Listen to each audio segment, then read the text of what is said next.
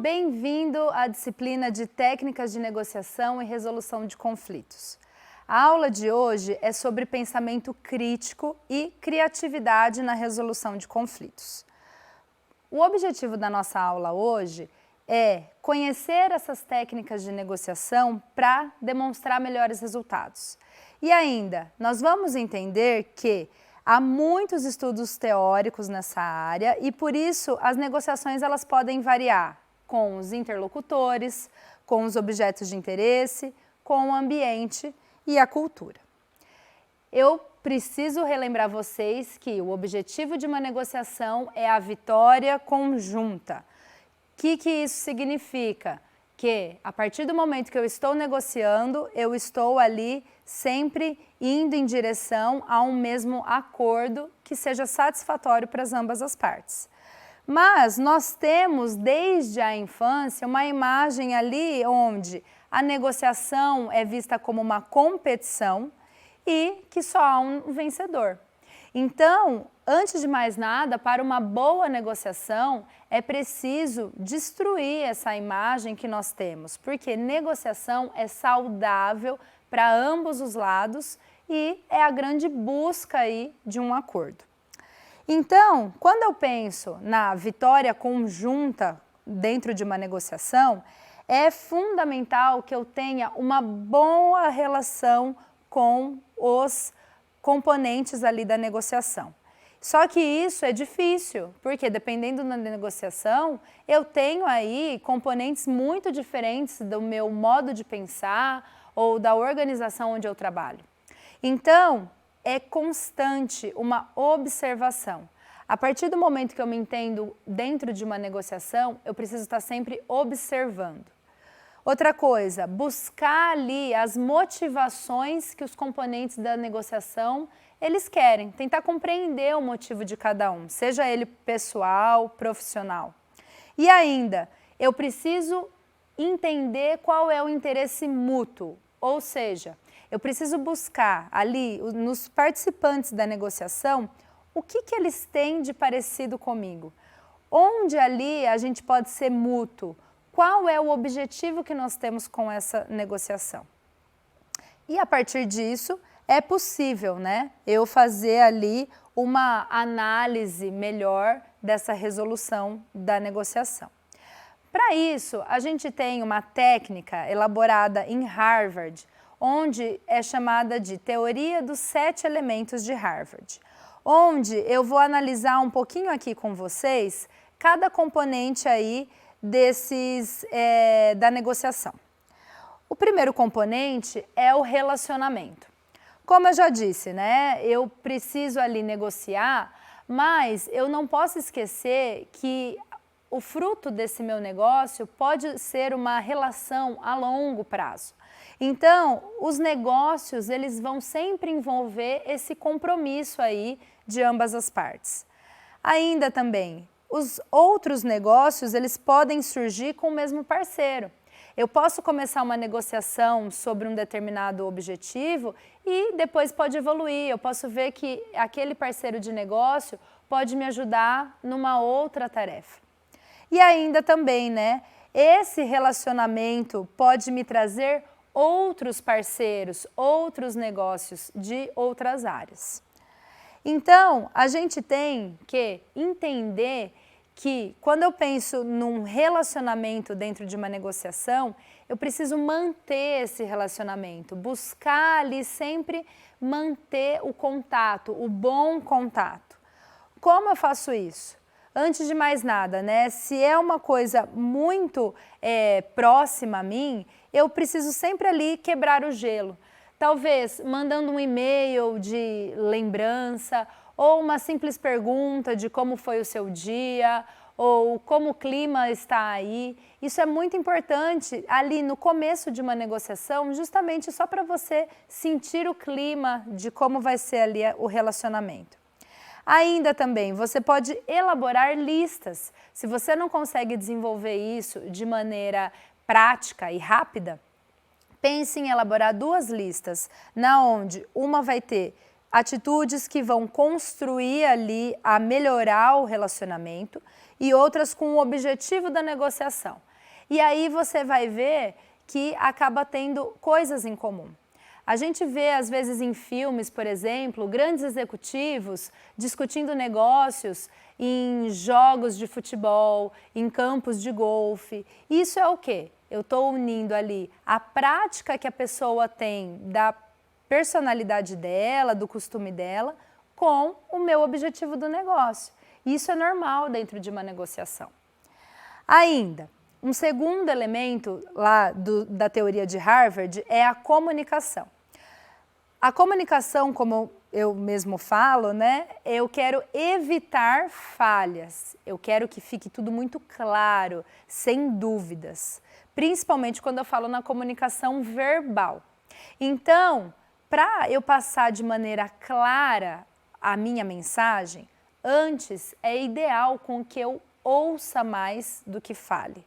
Preste atenção na conversa, entenda ao certo o que está sendo discutido. E ainda, use uma técnica muito interessante que em inglês tem o nome de loop feedback. Nada mais é que a técnica que o garçom usa quando você vai num restaurante. Sabe quando uma mesa faz um pedido? Então você tem na mesa 4 pessoas, cada um faz lá o seu pedido. O garçom depois o que ele vem fazendo? Ele vem conferindo, então ele fala, para você é a salada, para você é o aperitivo, para você é o prato principal, e ele vem falando tudo. Isso é o loop feedback.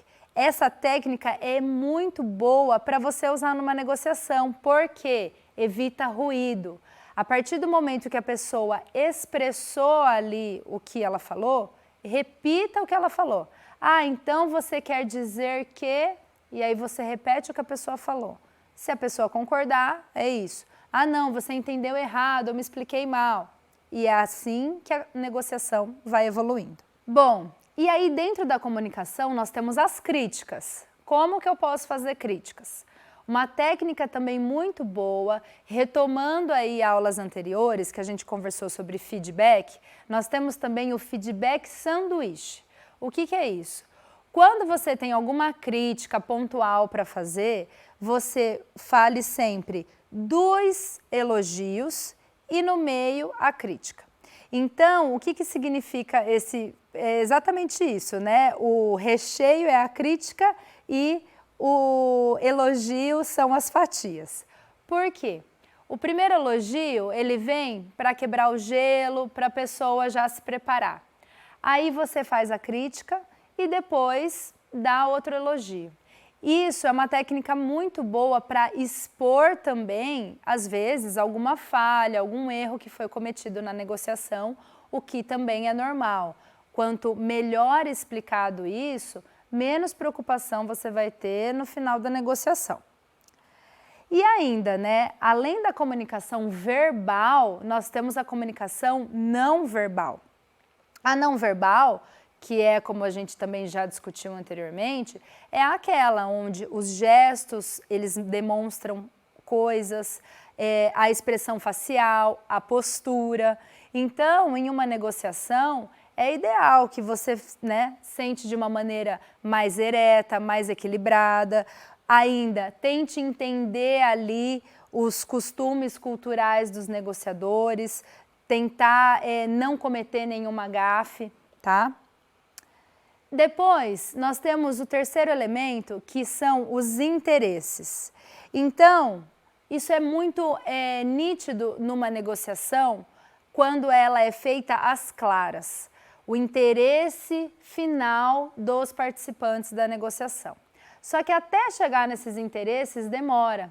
Às vezes a gente não tem uma proximidade com o outro participante da negociação, ou você tem alguma barreira ali que você não entende direito qual é o real interesse.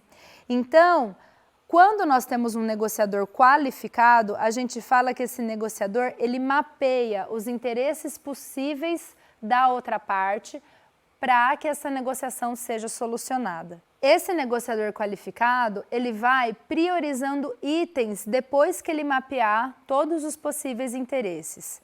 E ainda, ele vai considerar o que é realmente interessante ali para a outra parte envolvida na negociação.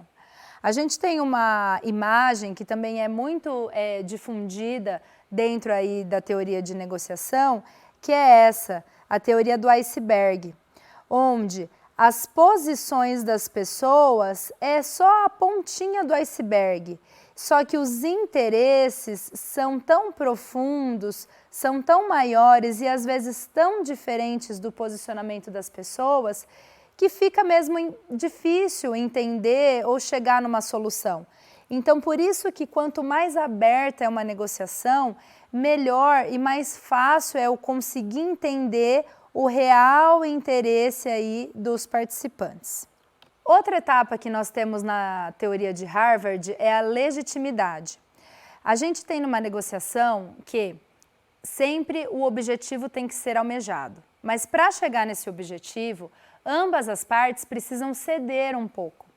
Porque aquele objetivo real, o inicial, ele vai ser difícil ser atingido sem prejudicar a outra parte. Então, por isso da negociação, para todo mundo entender que vai ter que ceder um pouquinho. É aí que a gente fala, o exemplo aqui de casos de compra e venda. Um lado quer pagar menos e o outro deseja receber mais. Então, nunca vai existir uma negociação em que eu vou ter algo totalmente de graça e o outro vai ter que arcar com tudo. Isso não é uma negociação satisfatória. Buscando a satisfação é isso, cada um vai ter que ceder um pouco. Eu sei que eu tenho que comprar uma casa, eu cedo um pouco em relação ao meu preço e o vendedor também tem que ceder um pouco ao preço dele. Aí nós também temos as alternativas. Temos até uma sigla, essa aqui, ó, MASA, traduzida do inglês, melhor alternativa para a solução acordada. Por quê? A negociação em si, ela pode ser ali elaborada, só que às vezes vai chegar num momento que você não tem mais para onde recorrer. Então, é normal, dentro ali de uma negociação, você está negociando, só que também por fora você está fazendo também outro tipo de negociação, justamente para entender se os preços praticados estão viáveis, até mesmo para você se informar mais e também ainda para você se fortalecer. Imagina só, se a negociação não dá certo, você estava ali dependente daquele outro, não dá certo, você fica com prejuízo. Então, pense sempre em alternativas à negociação em que você encontra. Ainda, opções. As opções, elas são feitas justamente em relação a propostas dentro ali daquela negociação que podem haver. Ou seja, eu vou buscar atender o máximo dos interesses prioritários. Mas depois eu preciso ali atender os interesses listados na categoria de menos importantes. Essas opções é justamente pensando que uma negociação, ela de novo, às vezes o objetivo maior não foi atingido, mas se os objetivos menores já forem conquistados, isso já é um grande avanço. Só tem que tomar cuidado com possíveis erros. Por exemplo, focar muito ali em apenas um objetivo, fazendo com que seja ali uma opção unilateral. Então, isso faz com que a opção aí seja muito menosprezada. E isso não é interessante numa negociação. E ainda também, você deixar poucas opções dentro de uma negociação. O mais interessante é você entender melhor a parte com quem você está lidando para justamente buscar aí diversas opções. E o 7º elemento da teoria de Harvard são os compromissos. Isso já foi falado na aula anterior e agora é repetido porque é necessário celebrar o que é esperado. Então, o ideal é que no final de uma negociação seja resumido o que foi negociado, de preferência num papel registrado, um e-mail de preferência para ambos os lados, para que todos ali listem o que foi acordado, o que foi cedido, justamente em ordem de se entender quais foram as vantagens obtidas com aquela negociação. E também, né, pensar num plano de ações futuro para que possa ser retomado aquela negociação e para também ser retomado ali esse relacionamento que foi obtido ali nessa negociação.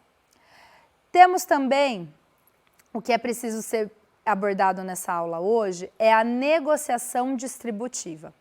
Como o nome já fala, é quando eu vou distribuir valores, ou seja, a minha negociação vai ser tão bem elaborada que eu vou deixar ali ela de acordo com o que todos os componentes da negociação querem. Para isso, a gente precisa barganhar, e dentro da barganha, a gente fala que tem a ZOPA, que é a Zona de Possíveis Acordos, onde, para eu obter o que é possível aí para mim e o que é possível para você. Essa figura resume bastante o que é a ZOPA. Nós temos aqui, por exemplo, o objeto aqui. Alguém quer um objeto A e alguém quer um objeto B.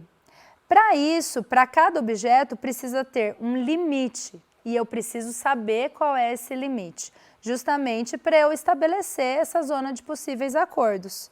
E aí, dentro desse limite, eu consigo negociar o que um quer e o que o outro quer. Dentro da negociação distributiva, a gente fala que tem sempre a posição do âncora, que é a pessoa ou a figura que vai ali dar o primeiro valor da negociação. É interessante você ser o âncora de uma negociação porque você vai começar, você que vai dar o pontapé inicial. E ainda, a outra pessoa que não for o âncora vai questionar o valor. E é aí que começa essa negociação em torno desse valor. O ideal é que seja feita uma pesquisa prévia de mercado.